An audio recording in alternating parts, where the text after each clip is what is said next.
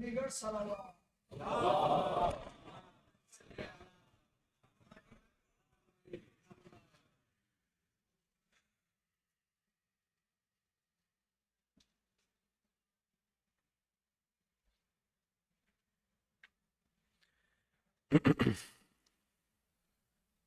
أعوذ بالله من الشيطان الرجيم بسم الله الرحمن الرحيم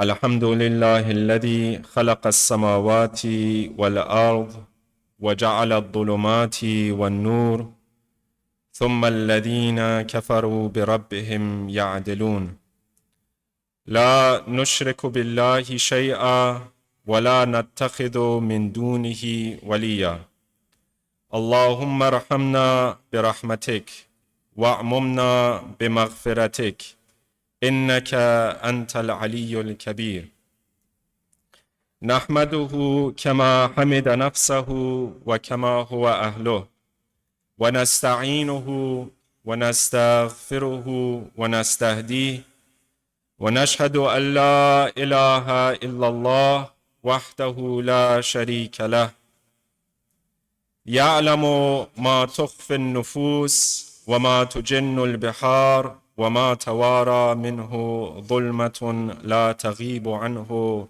غائبة وما تسقط من ورقة من شجرة ولا حبة في ظلمات إلا يعلمها لا إله إلا هو ولا رطب ولا يابس إلا في كتاب مبين نستهدي الله بالهدى ونشهد أن محمدًا عبده ونبيه ورسوله إلى خلقه وأمينه على وحيه وأنه قد بلغ رسالات ربه وجاهد في الله الحائدين عنه العادلين به وعبد الله حتى أتاه اليقين صلى الله عليه وآله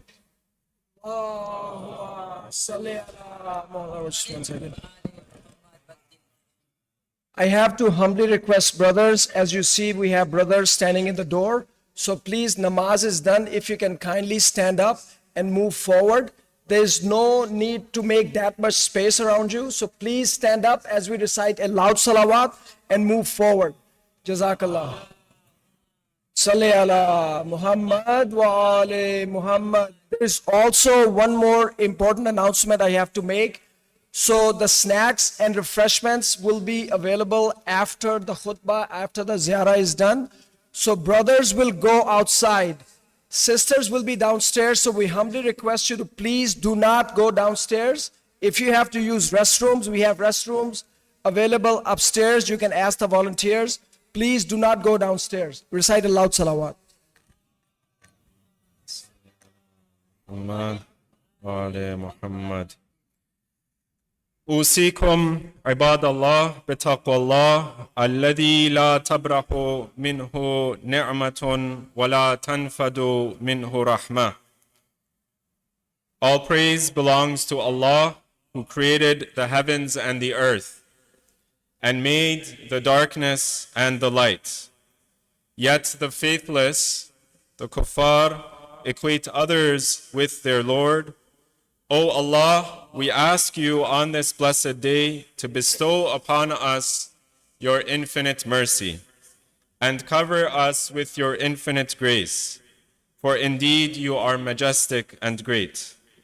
We thank Allah, dear brothers and sisters, young and old, for granting us the blessing of turning to Him in this past month of Ramadan, a month we dedicated to Allah Himself, in which He created for the mu'mineen and the mu'minat, the Muslimeen and the Muslimat, a time and space to pray and to fast, to read and to reflect upon His Quran, and to seclude ourselves from the world with His grace as best we can. We also thank Allah for allowing us to celebrate Eid al Fitr amongst our friends, family, and our dear community members. Yet, unfortunately, we celebrate Eid this year once again with very heavy hearts. Indeed, brothers and sisters, I don't have to mention, but these are very dark times for our community. Our Eid, our day of celebration, these past 3 years have been anything but normal. When we see our brothers and sisters in Iman and in Islam being starved and being attacked, being killed, and being constantly under threat, we cannot celebrate, nor should we, with the same joy. The attacks on Gaza have not ended, just as the bombing and constant threat on Lebanon has not ceased, with so many killed and over 1 million people displaced in just the country of Lebanon. And of course, in Iran, the death toll and the number of displaced is also staggering, and an illegal war is spreading daily. And yet, we see the political and cultural leaders of this country perpetuating the worst types of corruption that we couldn't have even imagined just a few years ago. They claim that might makes right, and your place in the world is determined by how much power you have. As it has become public, one of these individuals recently said that even a person like Jesus, peace and blessings upon the prophets of Allah, all of them, has no advantage over Genghis Khan. Because if you are strong enough, ruthless enough, what he says, powerful enough, evil will overcome good. This is his claim. And in these words, they reveal their evil philosophy for what it is. One where God is entirely absent, where evil can overcome good so long as you have enough missiles and bombs. And yet, this is precisely where God's true power becomes that much clearer and brighter for all of us to see.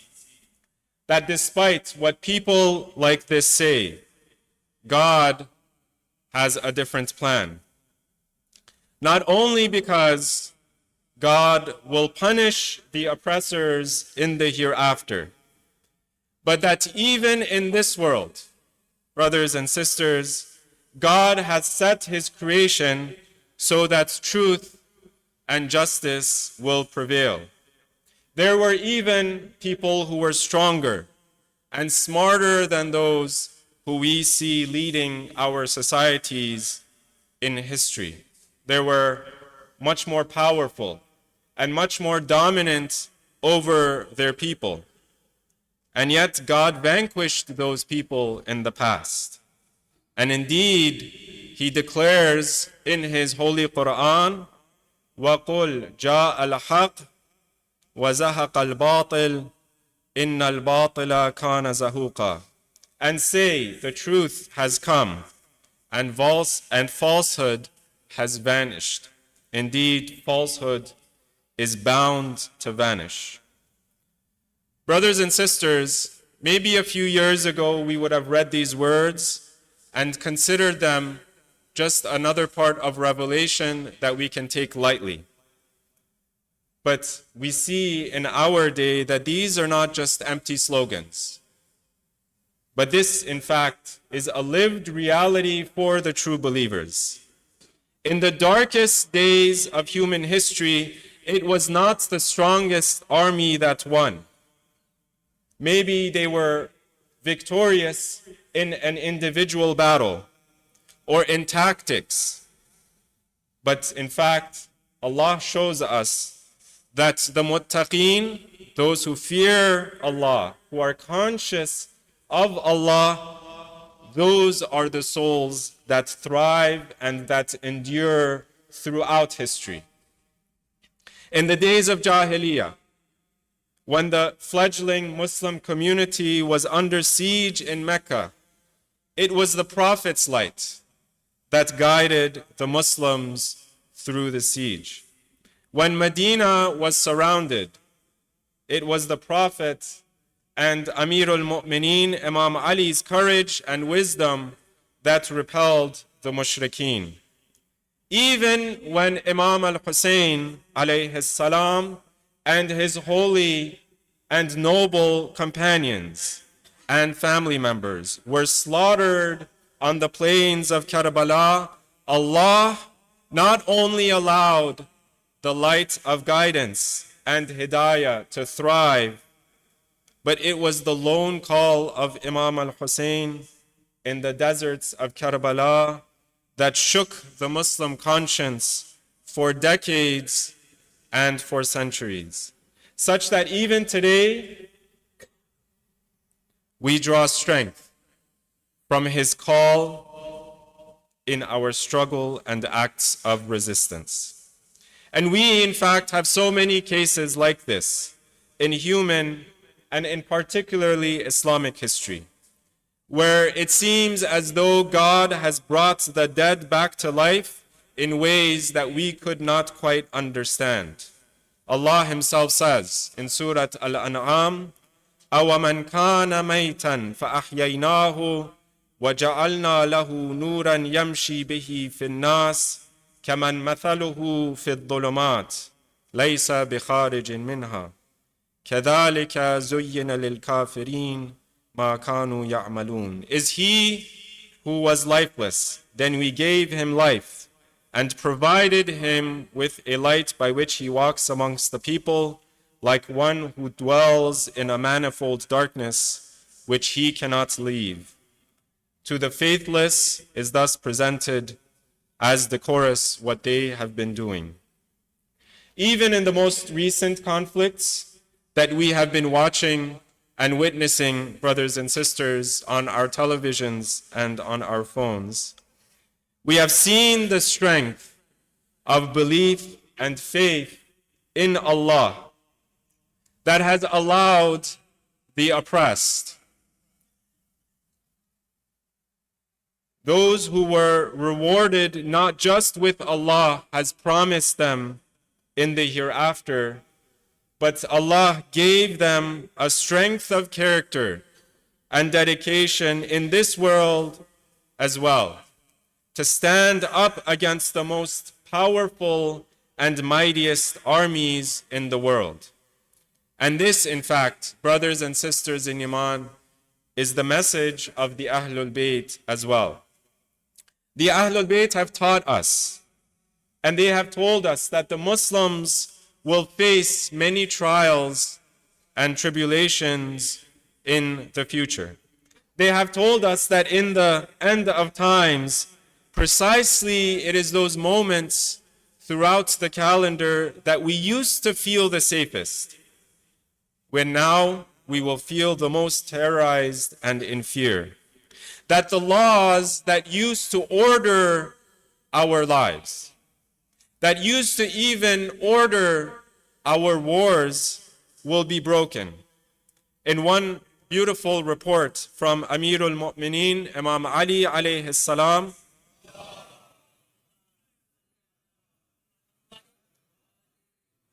the Imam tells us that in the final days, there is going to be a call, صيحة في شهر رمضان تفزع اليقظان وتوقظ النائم. A loud cry in the month of Ramadan, this month that we feel safe and secure, that was once upon a time considered a sacred month, that you do not engage in war and you do not harm others. A loud cry in the month of Ramadan that will terrify those who are awake and will awaken those who are asleep. And just as the Ahlul Bayt had told us about the trials that we face, they have also prepared us for those events. And we should really take these teachings, particularly in these days, to heart, when we hear the terrible news befalling Muslims across the world.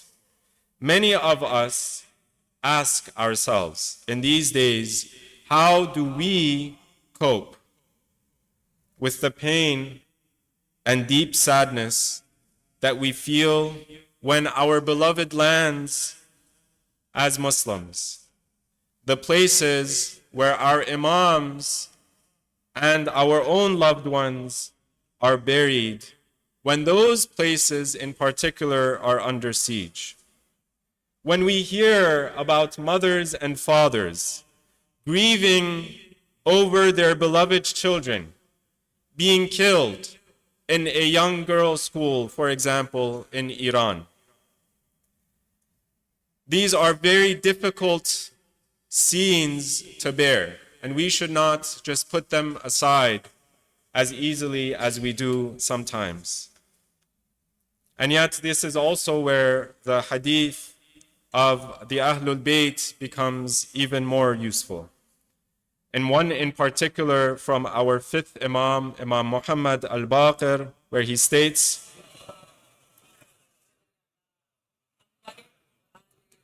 that ultimately it is our orientation to Allah and the truth that will set us free from all the most difficult travails and terrors that this world can throw at us. Ittaqullah, the Imam says, وَاسْتَعِينُوا عَلَى مَا أَنْتُمْ عَلَيْهِ بِالْوَرَعِ وَالْإِجْتِهَادِ فِي طَاعَةِ اللَّهِ فَإِنَّ أَشَدَّ مَا يَكُونُ أَحَدُكُمْ اختباطا بما هو فيه من الدين لو قد صار في حد الآخرة وانقطعت الدنيا عنه. The Imam says, be conscious and fearful of Allah. Have taqwa. Have that piety and that consciousness of Allah. And take assistance in standing firmly for your religion through piety and struggling to obey Allah.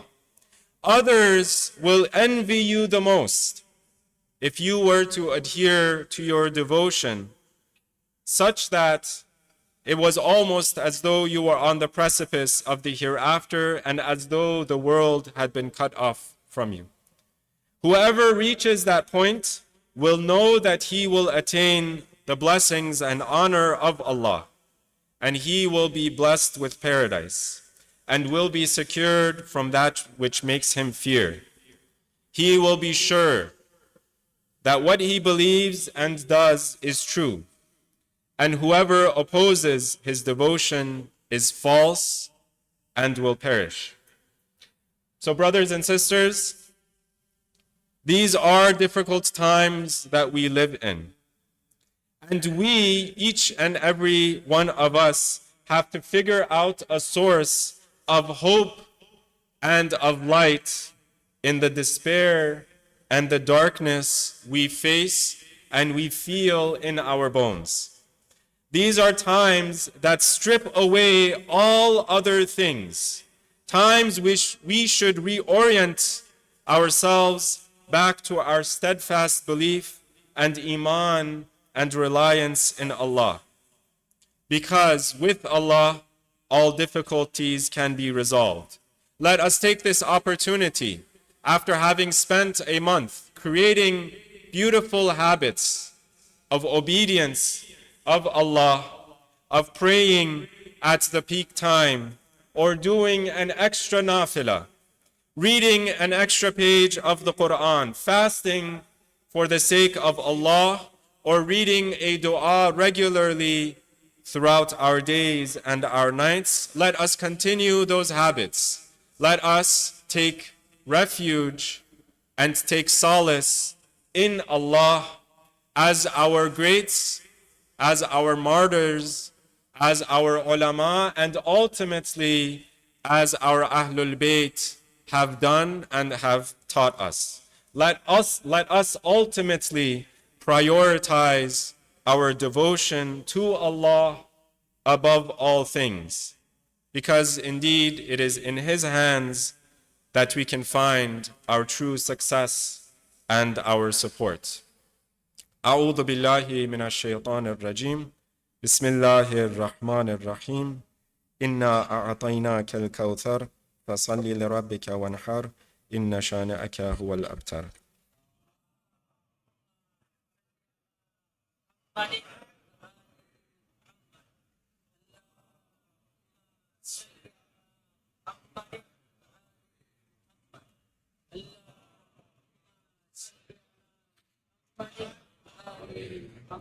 أعوذ بالله من الشيطان الرجيم بسم الله الرحمن الرحيم الحمد لله نحمده ونستعينه ونستغفره ونستهديه ونؤمن به ونتوكل عليه ونعوذ بالله من شرور أنفسنا وأشهد أن لا إله إلا الله وحده لا شريك له وأشهد أن محمدا عبده ورسوله أرسله بالهدى ودين الحق ليظهره على الدين كله ولو كره المشركون.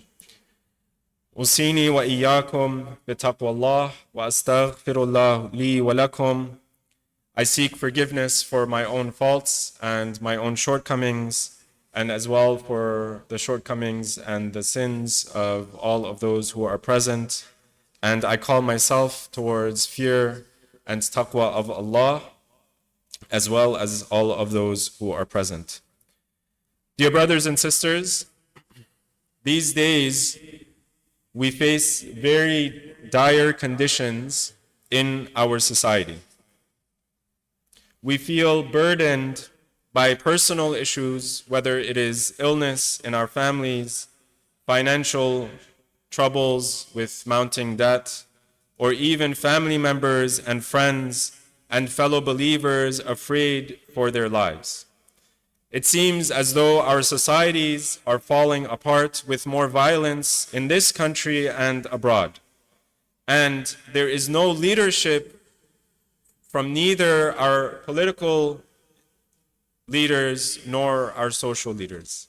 In such times, we have to ask ourselves, really and truly, now more than ever, what are our goals and our ideals as individuals, as families, and as communities? What and who do we aspire to be? In fact, one of the greatest tragedies of our day is not that we don't have knowledge about the world, because knowledge seems to be plentiful and almost at our fingertips. Nor is it that we don't have enough intelligence, because our machines produce surplus intelligence that do marvelous things. Everything from new medical breakthroughs to new ways even of conducting war. Rather, what it seems we are missing is how to channel that knowledge and that intelligence in ways that make us whole as human beings, and let us as human beings reach the pinnacle of what we were meant to be, as khulafa of Allah, as representatives of Allah on His earth. This is a task that does not just require knowledge or intelligence, but it requires a moral compass, a conscience, a primordial fitrah that God granted all human beings, and we must also develop into our aql and further our aql that can guide us in those moments of difficulty. Unfortunately, many of the role models that were supposed to have that moral compass, many of those that we looked up to as immigrants and as people who grew up in this country, and our children emulate. The people we celebrated and imitated have shown how weak their moral compass is. Many of the people we looked up to and tried to be like were actually some of the most corrupt and corrupting creatures on God's earth. I'm not just referring to politicians and elected officials. Maybe we didn't know exactly how evil they were, but we at least knew some of their corruption. And I'm not even just referring to celebrities and athletes that unfortunately and far too often our children look up to and celebrate, many of whom don't even claim to lead a moral or even a very decent life. I am right now referring to people who claim to have that moral compass, to people who call themselves human rights lawyers, moral philosophers, community activists, and social critics. I'm very sad, and it's very unfortunate to say that in these most recent events, this illegal war that has continued in Gaza and in Lebanon in the Middle East, and in particular this war that was instigated in Iran, it is these same human rights lawyers and philosophers that were saying that Muslims are not worthy of being protected, or that America should illegally attack these countries. If you don't know who these individuals are, you can just look it up. This makes the words of Amirul Mu'mineen Imam Ali on the day of Eid that much more relevant. That in fact, we cannot count on this world and those who prop it up. فَإِنَّ الدُّنْيَا قَدْ أَدْبَرَتْ وَآذَنَتْ بِوَدَاعٍ وَإِنَّ الْآخِرَةَ قَدْ أَقْبَلَتْ وَأَشْرَفَتْ بِالطِّلَاعٍ. The Imam says the world has shown its back and proclaimed its farewell. It is passing us by ever so quickly, not just in terms of the time, but also in terms of all the institutions and all the individuals we looked up to and we celebrated. The hereafter has approached and announced its arrival. So the question is, brothers and sisters in Iman, who do we and should we look up to? Who should we search for and pass on to our children? Brothers and sisters, we really need, as a community, to find our moral compass. As a society, to understand how to make those decisions between what is right and what is wrong. How to navigate these difficult times, not just to get ahead financially or materially, for ourselves at the cost of others. Because we have seen the results of that. When a person tries to get ahead at the cost of everyone else, not only does he realize ultimately that he needs those very same people that he trampled upon, but also if he is a person of conscience and of Allah, he will feel that shame of what he has done. And in fact, and indeed, Allah will punish him for the evil he has committed.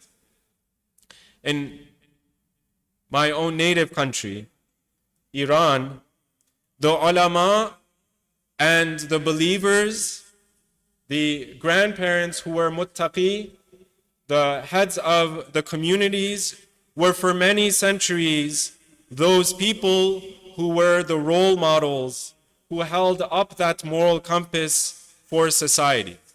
They held up a mirror to not just the common people, but even the politicians and the elite of their society. When they were disregarding, those elites and those politicians, their own moral and legal obligations. But the question is, brothers and sisters, who in our lives now plays that role? We, I suggest, have to gather all of our resources that we can at this time for ourselves, for our families, and particularly for our children who can help them survive these difficult times. Because according to our traditions, we will see a time, and we are living in that time, when everything is stripped of its meaning and its spirit, and only the surface will remain. And that is when we will be left to our own devices. There is a beautiful hadith, but also a very terrifying hadith of our Prophet Muhammad al-Mustafa sallallahu alayhi wa alayhi,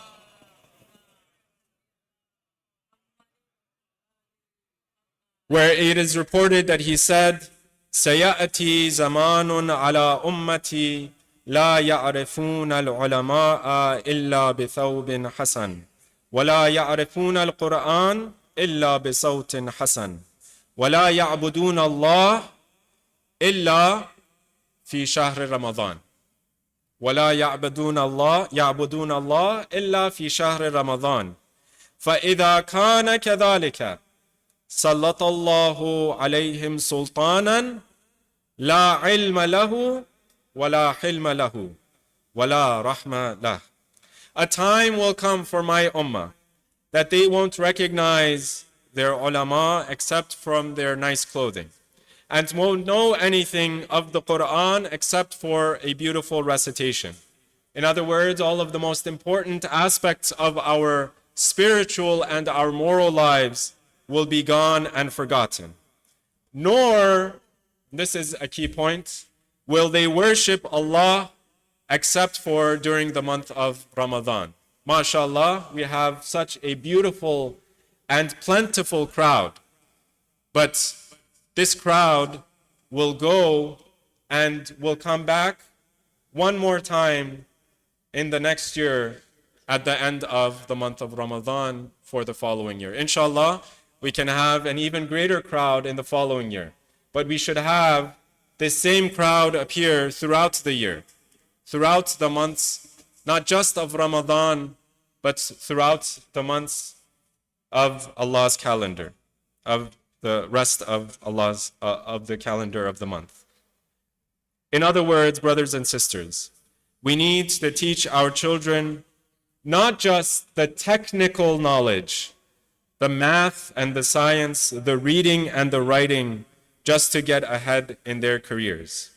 We need to provide them with a space to acquire that moral compass which can guide them throughout their lives, to allow them to make the best possible decisions, and ultimately, which will lead them and guide them back to Allah.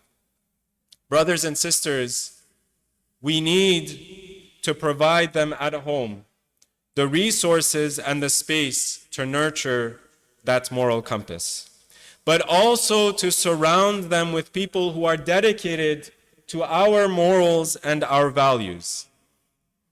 Our schools, the schools that we have created as a community, our masajid, our community events are created based on these morals, where we at least attempt.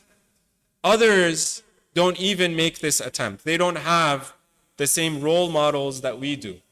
But in these communities, however far we might fall short, at least we make the attempt to imitate our true role models, our imams and our ulama. We need to strengthen these institutions as much as possible so that we can provide that moral compass and that guidance to our children. We need to teach them the stories of the Ahlul Bayt in hopes that they can reflect them in their own lives and as well in our own lives. Brothers and sisters, we need to justify the privileges that we have been given in this country as citizens or as residents. When we see our brothers and sisters in Iman and in Islam being attacked in the name of this country, we need to figure out in what ways we can defend them and we can be their voice. we need to create those coalitions. And if we have those coalitions, we need to implement and enact those coalitions so that we can be the voice for our fellow Muslims and mu'mineen abroad. So that, brothers and sisters, we can justify the blessings that Allah has given us, and that we can excuse ourselves for the crimes that the leaders of this country and this government, who says that it represents us, those crimes that it is doing in our name. Otherwise, brothers and sisters, I at least don't have any way of justifying where I am and the privileges that Allah has given me. If we can't help others, then may Allah forgive us. And we ask Allah, ultimately it is in His hands. We ask Allah to help the Muslims wherever they might find themselves, whether it is in this country or it is abroad. We ask Allah to give us the strength and the courage to stand up for the Muslims, whether it is in this country or it is abroad. We ask Allah to give us the voice, to give us the ability, to give us those coalitions, whether it is amongst elected officials, whether it is in politics, whether it is in our communities, whether it is amongst our friends, our neighbors, our co-workers, whatever it might be, that we call for justice and we call for an end to the crimes that are being perpetuated and perpetrated in our names and against other Muslims. We ask Allah to give us the courage to tell our neighbors and our co-workers that despite the fact that international law has been put aside, that we condemn any crimes that are being done against any other Muslim country or any other country in our name. That these are crimes and we should call it as it is. And we ask Allah ultimately on this day of Eid, a day which has been dedicated to Allah, but also dedicated to the representative of Allah. On this day, more than any other day, brothers and sisters, we feel the absence of our Imam, the absence of that justice and that equality that Allah has promised to all of humankind. And so on this day, we ask Allah to fulfill His promise to all of humankind, rather to all of His creation on this earth, that He sends His wali, His hujjah, and He ends the era of injustice and oppression, of darkness and of evil, and He replaces it with an era filled with light, filled with justice, and filled with equality. Brothers and sisters, this is a day of Eid, but this is not a day that we can celebrate as we used to. Inshallah, as we get up and we greet our brothers and sisters in Iman, we will give our blessings, our tabrik, my blessings and my tabrik to all of you. I say Eid Mubarak, but as well throughout the day, let us remember our brothers and sisters in Palestine, in Gaza, in the West Bank. It is said that the Al-Aqsa Masjid in the West Bank was not opened for the believers, the Muslims, to go and pray therein. This was one of the greatest crimes, to take away that source of peace and tranquility for all of those Muslims who live in the West Bank. These are difficult times for our brothers and sisters in Lebanon. our brothers and sisters in Iran, in Syria, and in many other places that Muslims and mu'mineen find themselves. Let us also consider this a day in which we do dua for Allah to lift that terror from amongst them. والحمد لله رب العالمين عصمنا الله وإياكم بالتقوى وجعل الآخرة خيرا لنا ولكم من الأولى إن أحسن الحديث وأبلغ موعظة المتقين كتاب الله العزيز الحكيم أعوذ بالله من الشيطان الرجيم بسم الله الرحمن الرحيم قل هو الله أحد الله الصمد لم يلد ولم يولد ولم يكن له كفوا أحد وصلى الله على محمد وعلى أهل بيته الطيبين علي بن أبي طالب أمير المؤمنين وفاطمة الزهراء والحسن والحسين سيدي شباب أهل الجنة وعلي بن الحسين زين العابدين ومحمد بن علي وجعفر بن محمد وموسى بن جعفر وعلي بن موسى ومحمد بن علي وعلي بن محمد والحسن بن علي والحجة بن الحسن القائم المهدي عجل الله تعالى فرجه الشريف.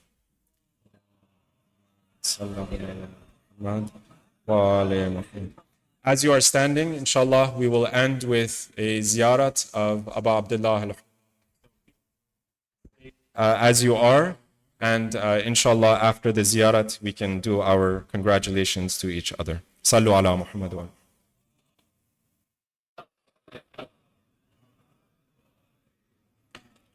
بسم الله الرحمن الرحيم اللهم صل على محمد وآل محمد. السلام عليك يا وارث آدم صفوة الله. السلام عليك يا وارث نوح نبي الله. السلام عليك يا وارث إبراهيم خليل الله. السلام عليك يا وارث موسى كليم الله. السلام عليك يا وارث عيسى روح الله. السلام عليك يا وارث محمد حبيب الله. السلام عليك يا وارث أمير المؤمنين ولي الله. السلام عليك يا ابن محمد المصطفى. السلام عليك يا ابن علي المرتضى. السلام عليك يا ابن فاطمة الزهراء. السلام عليك يا ابن خديجة الكبرى. السلام عليك يا ثأر الله وابن ثأره والوتر الموتور. أشهد أنك قد أقمت الصلاة وآتيت الزكاة وأمرت بالمعروف ونهيت عن المنكر وأطعت الله ورسوله حتى أتاك اليقين. فلعن الله أمة قتلتك ولعن الله أمة ظلمتك ولعن الله أمة سمعت بذلك فرضيت به. يا مولاي يا أبا عبد الله أشهد أنك كنت نورا في الأصلاب الشامخة والأرحام المطهرة لم تنجسك الجاهلية بأنجاسها ولم تلبسك من مدلهمات ثيابها. وأشهد أنك من دعائم الدين وأركان المؤمنين. وأشهد أنك الإمام البر التقي الرضي الزكي الهادي المهدي. وأشهد أن الأئمة من ولدك كلمة التقوى وأعلام الهدى والعروة الوثقى والحجة على أهل الدنيا. وأشهد الله وملائكته وأنبياءه ورسله أني بكم مؤمن وبإيابكم موقن بشرائع ديني وخواتيم عملي. وقلبي لقلبكم سل وأمري لأمركم متبع صلوات الله عليكم وعلى أرواحكم وعلى أجسادكم وعلى أجسامكم وعلى شاهدكم وعلى غائبكم وعلى ظاهركم وعلى باطنكم.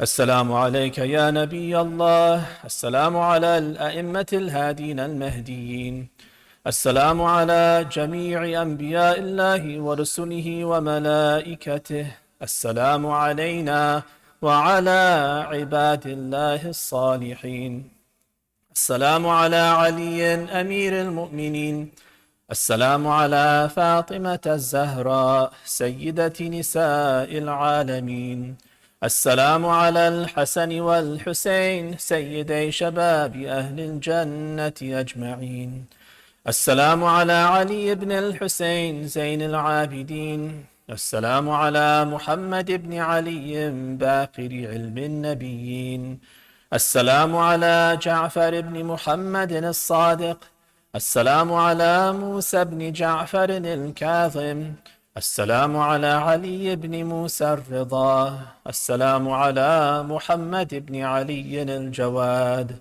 السلام على علي بن محمد الهادي، السلام على الحسن بن علي الزكي العسكري، السلام على الحجة بن الحسن القائم المهدي، عجل الله تعالى فرجك وسهل الله مخرجك وظهورك وجعلنا من أعوانك وأنصارك والمستشهدين بين يديك.